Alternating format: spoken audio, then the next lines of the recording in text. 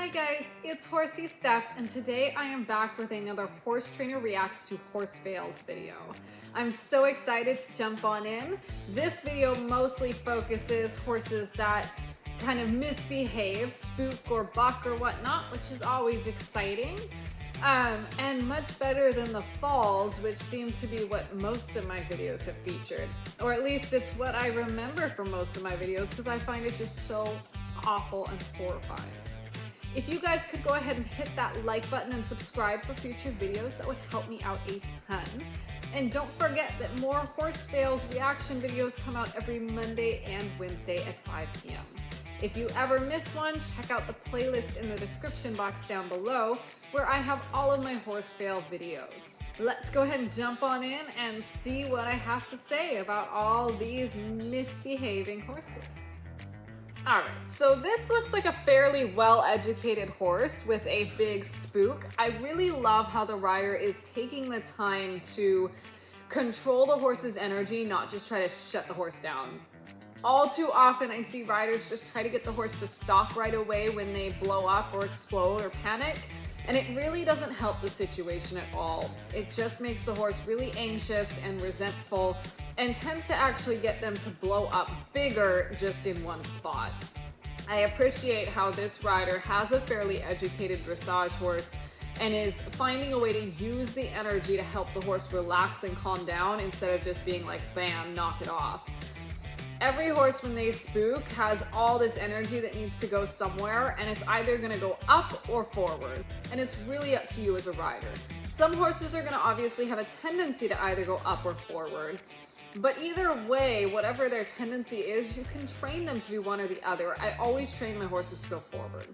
Once the horse is going forward, you can then ask them to go forward in a productive way that will expend their energy and help them return to a state of relaxation versus a state that's going to get them more amped or more worried. Obviously, a horse that's cantering off because they got spooked is way safer than a horse that throws a massive buck, spin, take off the other way, or whatever it happens to be. So teaching the horse to go forward in a spook is always useful, and then riding it out similarly to how this rider is riding it, where she's still allowing the horse to go forward, just asking the horse to go in a more uphill, big manner, instead of just a panicky bolting manner. It's a good job. So you can see how the horse was getting really up in the front because she's asking the horse to push up into that canter to expend its energy without going excessively fast. This horse here, it looks like just had a little bit of a bucking fit, and the rider really wasn't sticking down into her heels and staying back, so she's gonna go right over this horse's shoulder. Wow, that is impressive. I don't normally condone pulling on a horse's mouth, but in this instance, I think it was actually warranted. This horse threw a massive buck, really pushed her forward, and she got way up the horse's neck. So then when he went to rear and spin and kind of go, she was left behind and pulled on those reins as she got left behind to help get her back into the saddle. So as much as I don't condone pulling on the horse's mouth, we also can't start to say, well, the horse spooked, so you should just fall off instead of pulling on their mouth. I don't promote pulling on the horse's mouth when they spook because generally it doesn't make the situation any better. It just makes the horse more reactive in one spot. In this particular situation though, this rider was gonna fall off if she didn't pull on the horse's mouth. So pulling on the horse's mouth helped keep her on and able to ride out the spook. And then you can see when she does start to get her seat back, she does give him a release and give him somewhere to go. So this was just a pull on the mouth to rebalance her because this horse threw her so off balance. Obviously, in a perfect world, she wouldn't have been thrown off balance, wouldn't have been in this situation to start with, and wouldn't have had the horse spook in the first place or blow up or whatever it was. But we can't control everything. And in this instance, I think she did a very appropriate thing to regain her balance so she could then ride the horse forward out of the spook. Wow, okay, so that was an instance where the horse kind of hit that wall and was like, I'm gonna take off, and the rider really cranked him in. It worked in that instance for her. I would be really worried about that working for a very long time. The horse was really getting short and tight and up. I think she's gonna turn that horse into a rearer. Could also become a bucker, but it seems more like it's a horse that's gonna rear because it went to spook and bam, those hands. Exactly what I was talking about in the earlier spook you don't wanna do because you're teaching the horse to go up instead of forward. You always wanna teach horses to go forward. Again, it would have been so much better to let that horse go forward and control the forward, not just bam, shut down the spook, because every horse is gonna spook. Teach it to be productive, not scary and dangerous. It's another big bucker, and you can see how every time this horse wants to go a little forward, she grabs his face and hangs on him. I would suspect that has created this bucking habit in this horse because he no longer has any option of going forward. He gets a little fast. I suspect she's scared of it. She yanks his face and corrects him, and it's causing him to buck bigger and bigger. Horses get really resentful of their face being pulled on. So when you pull on their face as they go a little forward, they start to anticipate that pull and try to prevent it by bucking. Obviously, that's not productive for anyone. So better to let the horse have that little forward and then work them down versus just snatching their face and teaching them to hike up that hind end and start to anticipate that pull and think, well, maybe I can get ahead of it by bucking first, throwing you off balance. The buck throws the rider forward, gives a little release on the rein. So this rider is actually rewarding the horse for bucking and creating the buck by hanging when the horse gets forward. Simple way that problem horses get created every single day because so many riders are afraid of a horse going forward. The more horses that go forward, the more safety we have as a rider. So as much as I know forward can be a scary thing for a lot of riders, remember it is the safest thing that can happen to you to have a horse go forward.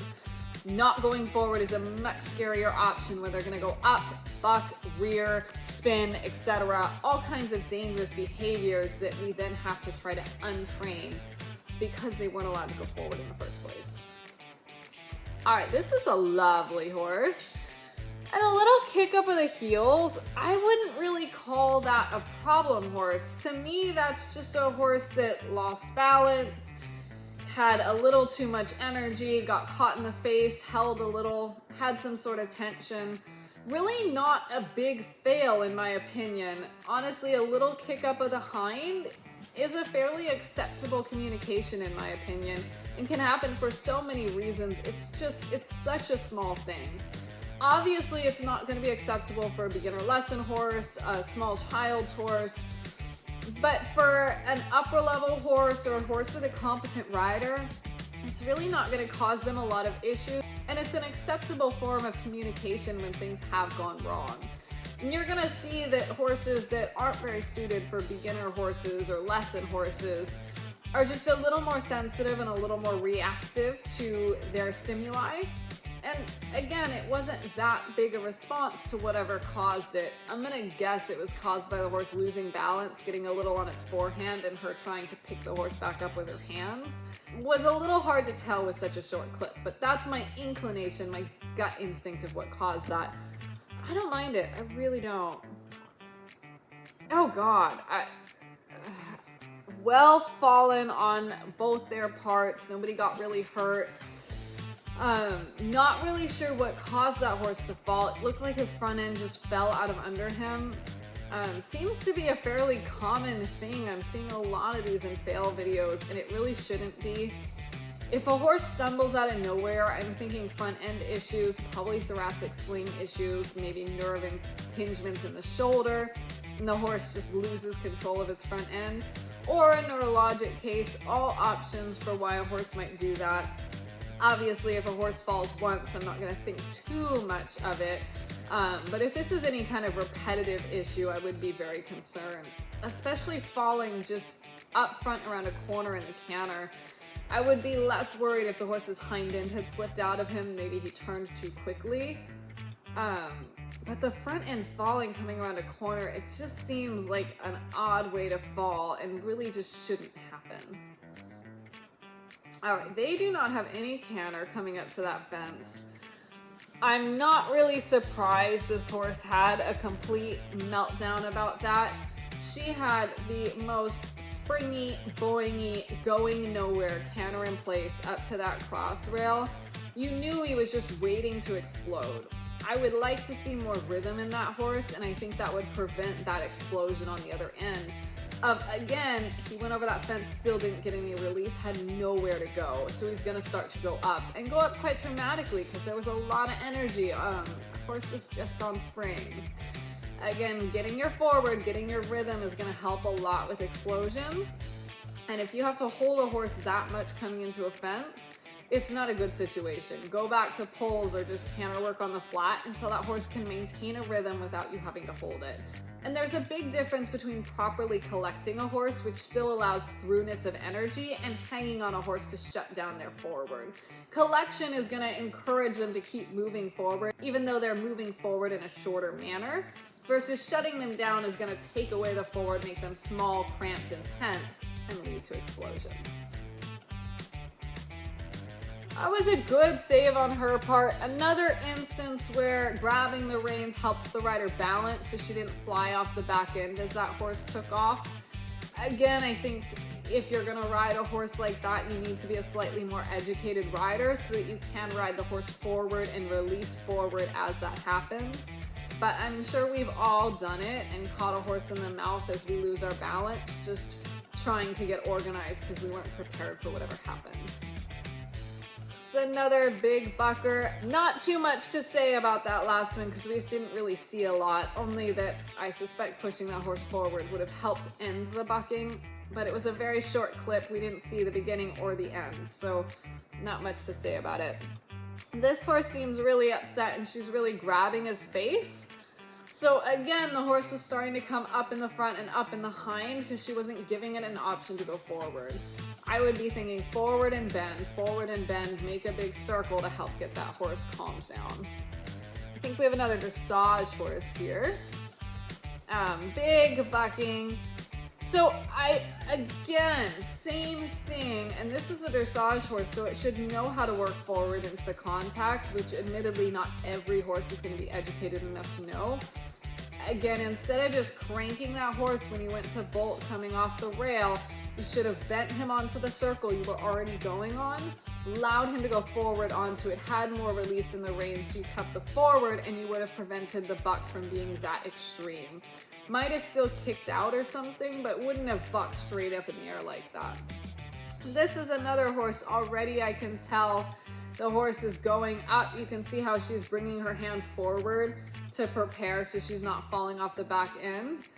Her leg is sliding back. I would be kicking that horse forward with everything I had because, again, coming off backwards is the one place I don't mess with. I'm going to take a bolter any day over a rearer. And I'm guessing this horse has a history of rearing based on how prepared she is, even though the horse has barely gotten off the ground. Just get it forward, get it forward, get it forward. You know it's happening, just get it forward. Indeed, she knew it was happening, and that was a really big rear. It did a great job of grabbing that neck and hanging on, but get the horse forward because that's a very dangerous situation. There was a moment there where he started to tilt backwards and he spun instead. If that horse comes over backwards on you, there's not a lot you can do. It's a very dangerous situation. So prevention is key. Prevention is always key to all of these issues. Go forward. Here's another example of a horse bronking. This is a fairly forward movement, so I would think sit deep, push forward. You could probably get the rest of this out. I'm suspecting she's gonna sit back, pull, and he's gonna buck bigger or potentially rear. Let's see. Oh, they didn't even show us. That's too bad. I don't love these short clips that don't really show you anything because there's just not much to say about them. Nothing too exciting about this. This horse came up a little bit quick in my opinion to this fence, but I mean, jumpers, we do it all the time. Oh gosh, definitely would not have expected that from the approach. Nothing seemed crazy. Horse did come up a little fast, but not to where I was like, oh my God, that's so fast, it's terrifying. I do see that sometimes where I'm just horrified, but this is not an instance where I was horrified. I think the horse just lost its front end. Again, I'm starting to wonder how many jumpers have shoulder issues. where their front end just like locks and they aren't able to get it out in front of them to land like they should. Because even if you're taking a fence down like this, you would think you would take the fence down and land on your feet, not just have a fall where you're scrambling on your front end and can't get it under you. It seems a bit odd and suspicious to me. Well, I said it the whole video and I'll say it again. Horses misbehave because people create situations they can't get away from. They're trapped and they have to do bad things in order to try to survive it. So I hope you guys enjoyed this horse fail video and maybe also gained a little bit more appreciation for why horses become problem horses, because we just don't provide them any other option. Obviously not always the case, but so often most horse issues come from us just not giving them options to do other better things. Of course, I do specialize in problem horses, so this is something I work with every single day, something I'm very familiar with. I hope you guys enjoyed this video and I will see you all tomorrow. Bye.